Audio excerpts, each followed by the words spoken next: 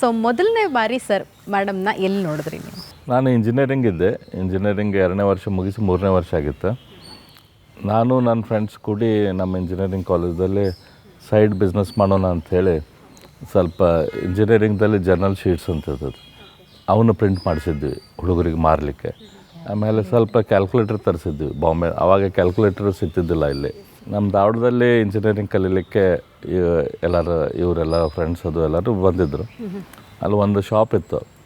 ಆ ಶಾಪಿಗೆ ಎಲ್ಲರೂ ಆ ರೀತಿ ಮಟೀರಿಯಲ್ ಖರೀದಿ ಮಾಡಲಿಕ್ಕೆ ಹೋಗ್ತಿದ್ರು. ನಾವು ಆ ಶಾಪ್ ಮುಂದೆ ನಿಂತಿದ್ವಿ, ನಾನು ನನ್ನ ಫ್ರೆಂಡ್ಸ್ ಎಲ್ಲರೂ ಕೂಡ.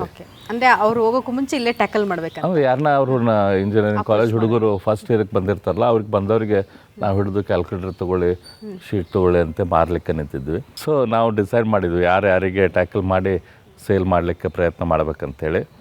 ನಾನು ಹೇಳಿದ್ದೆ, ನಾನು ಎತ್ತರ ಬೆಳ್ಳಗದಲ್ಲ, ಅವಳಿಗೆ ನಾನು ಹಿಂದಿಂದ ನಾ ಮಾತಾಡ್ತೀನಿ, ಇನ್ನೊಬ್ಬ ಇದನ್ನು ಓಕೆ ಆಕಿಗೆ ಮಾತಾಡ್ತೀನಂತೆ.